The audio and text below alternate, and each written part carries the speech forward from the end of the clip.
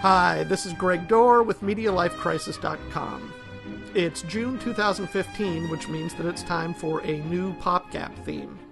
PopGap is a project I do where each month I pick a theme, and then I use external sources to generate a list of the 20 best movies that I haven't seen that all pertain to that theme. In the past, we've done Cannes Film Festival winners, we've done punk rock movies, we've done Oscar winners, we've done movies from this decade that I've missed. And then I watch those movies. I spend the month watching them, writing about them, tweeting about them, talking about them. PopGap is basically a way for me to fill in the gaps in my pop culture proficiency by motivating myself or forcing myself to not watch the garbage that I would normally choose if I was left to my own devices. So we just got finished with Cannes Film Festival Winter Month, which had a lot of very serious and long artistic movies, and we're going to change gears this month and try something maybe a little bit breezier. This month's theme is Kung Fu movies. Not just martial arts movies, but specifically Kung Fu movies from Hong Kong or China. To compile this list, I've been reading Ric Meyers' book, Films of Fury, the Kung Fu movie book. Now, Ric Meyers is kind of a self-appointed guru of martial arts cinema. He's an American. He was the martial arts consultant on Kung Fu Panda. And I've heard him appear on podcasts like Comedy Film Nerds in the past. Even though I guess there's some controversy over Ric Meyers' authoritativeness within the martial arts community and hardcore fans of the genre, which I'm not. That's why I'm doing this. I don't know enough about it. I really enjoy the passion with which he talks about the subject. So I've been reading his book, Films of Fury, the Kung Fu movie book. And in the back, he has a list of what he calls the top 100 martial arts movies from 1966 to 2010. It turns out there are only 97 movies on the list. Maybe he's got a couple of mystery picks, Easter eggs that are hidden somewhere that I haven't figured out. I guess there are 98 movies if you count John Woo's Red Cliff 1 and 2 as separate movies and he just lists it once. But anyway, what I did was I took his list of 100 movies and I cross-referenced it with Flickchart. And I found out which of the movies on his list were ranked the highest on Flickchart, but which I also haven't seen. Flickchart's martial arts, they have a martial arts genre filter, but it includes a lot of stuff like Blade and Karate Kid, things that I don't really consider Kung Fu movies. So I wanted to kind of whittle this down. I didn't include Kung Fu Panda because I don't want to watch kids' movies.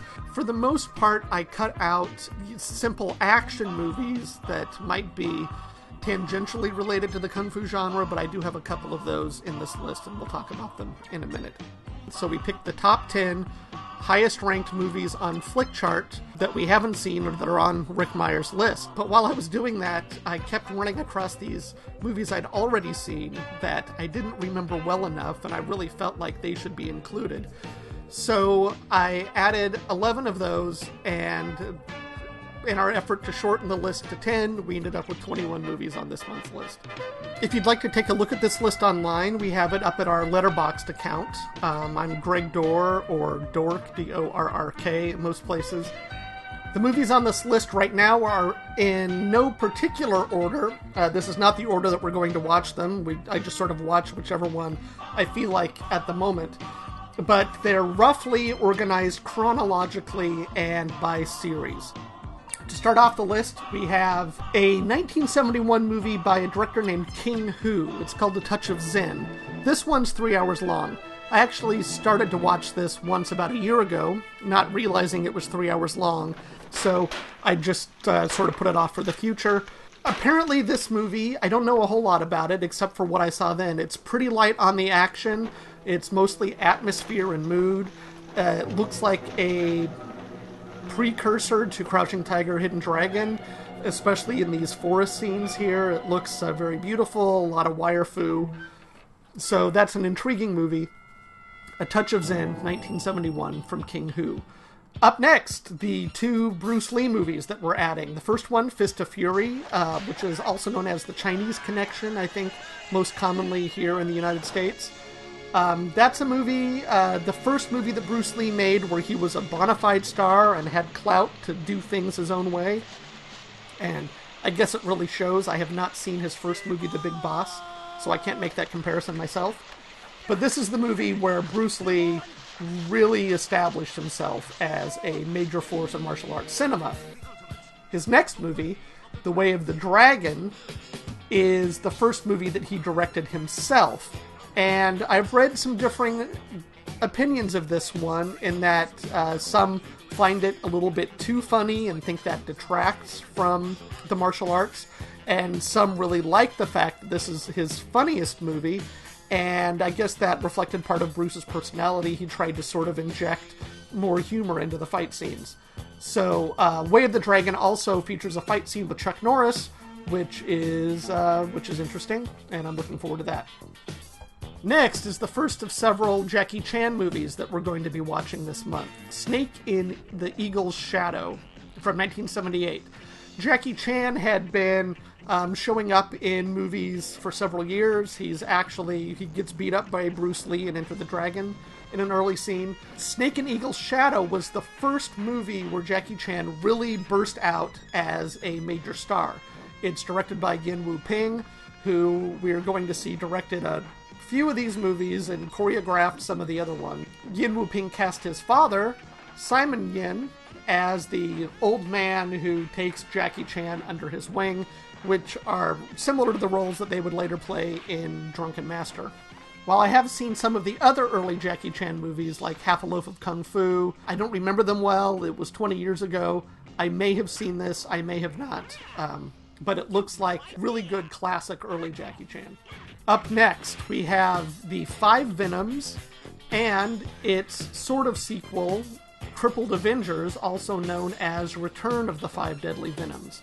Both of these movies were directed by Cheh, who directed one of my favorites, 5 Element Ninjas, and he's sort of known, he really got bonkers for a period there in the 70s and 80s, started making some very strange movies. The 5 Venoms is a movie in which students are taught to perform a kind of poison kung fu based on different poisonous animals. I have, incidentally, had a screenshot from this movie as one of my computer desktops for some time of one of these guys in the weird masks. So that'll be cool to finally see that movie. Now, The Crippled Avengers is a movie that I thought I had seen before, but what I saw was a movie called The Crippled Master. They share the same basic premise, which is that you have some disabled people who are taught a style of martial arts that capitalizes on their disability rather than sees it as a hindrance, and they are then able to use that to kill whoever it was that initially maimed them or wronged their family or maimed their family or whatever. Crippled Avengers is probably not a movie for today's PC era. You can see that some of the disabilities are deaf-mute, people missing limbs, and of course then you have your standard idiot. So hopefully this will be a lot of fun, a lot of zany fun like 5 Element Ninjas. Also have some good fight scenes. I'm really looking forward to seeing some more Chang Cheh. Up next are a couple of movies on my rewatch list, which I have seen. I kind of mixed them together in my mind a little bit because it's been a long time. Jackie Chan's Project A and Project A Part 2.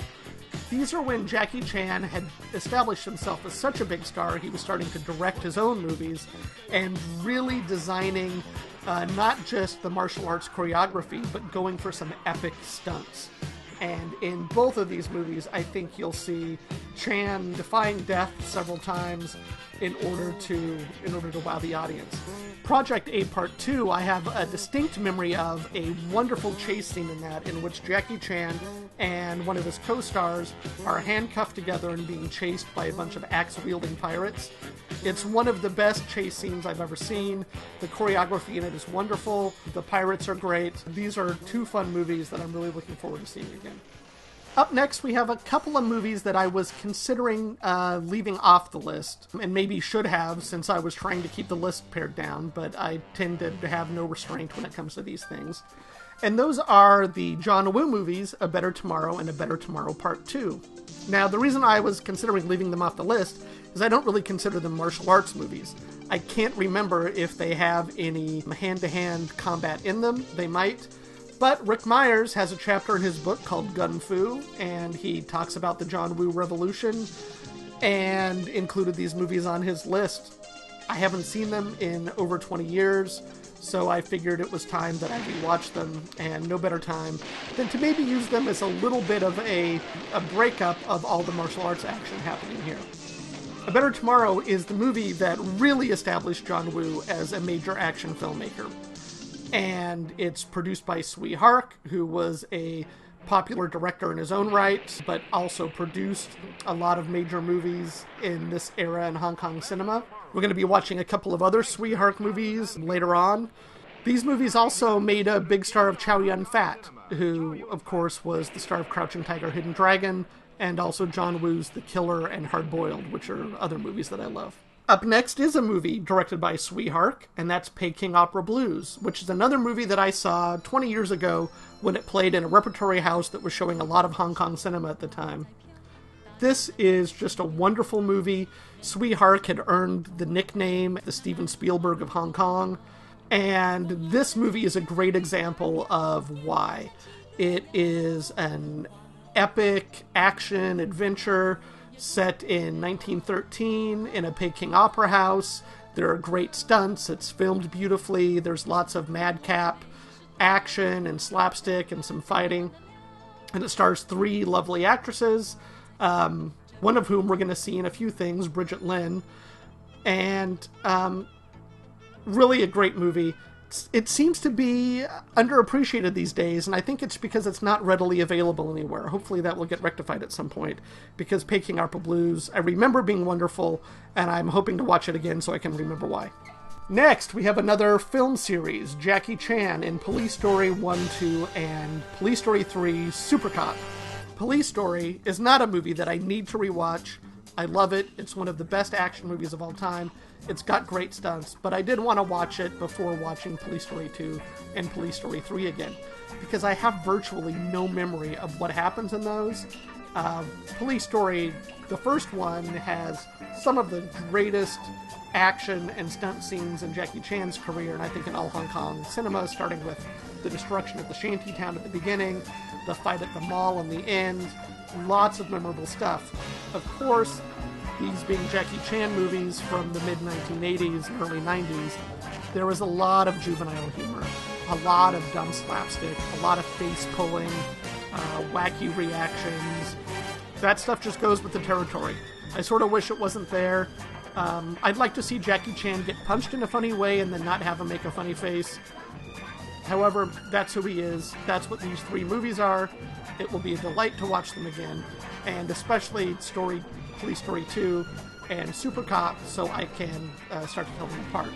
Super Cop is also notable because it co-starred a young, emerging female action star named Michelle Yeoh, who was one of the co-stars in my favorite martial arts movie, Crouching Tiger, Hidden Dragon. Now we're in the early 90s. We are entering Jet Li territory. I am woefully uneducated in the ways of Jet Li, even though I think I've seen both of these Once Upon a Time in China movies 20 years ago. I don't remember them. I remember Tai Chi Master and how much I was in love with Little Melon in that movie when I first saw it. And I've watched that again recently. Love it. These Once Upon a Time in China movies are both directed by Tsui Hark. Again, they star Jet Li as the famous character Wong Fei Hung, a figure from Chinese history. They're set at the turn of the century, I think, maybe around the time of the Boxer Rebellion. I think one of the things I might really appreciate about these Jet Li movies is that even though I do enjoy the funny sense of humor in Jackie Chan's choreography, I'm not such a fan of the slapstick, the very broad slapstick and juvenile humor. The Jet Li movies, I think, don't have that kind of thing as much. They're more serious. It'll be neat to watch those again and remember why I think I liked them in the first place, because I'm pretty sure that I did, even though I ended up liking Tai Chi Master a little bit better. Here we have another Jet Li movie from the early to mid-1990s called Fist of Legend, and I don't know anything about this movie. I'd never heard of it before Ric Meyers' book. I don't know what to expect. I assume some people will get punched, and maybe some people will sort of appear to float around. That'll be cool. I'm looking forward to it. We're going to jump forward in the chronology a little bit for another Jet Li movie called Fearless from 2006. Ric Meyers really raves about this movie. He says that it's Jet Li's very personal testament about martial arts, and that it's one of the greatest kung fu movies ever made. It's directed by Ronnie Yu, who had already been working in Hollywood for a while, making some horror movies. He made one of the Chucky movies. He directed Freddy vs. Jason, I think.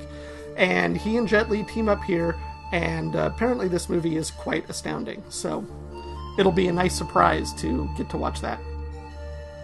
Now we're going back a little bit, back to the 90s, for Iron Monkey from 1993. This is another movie directed by Yuen. It stars Donnie Yen. I don't really know anything about this movie. I don't know anything about the star Donnie Yen. Ric Meyers says it was the best wire fu movie to date when it was released.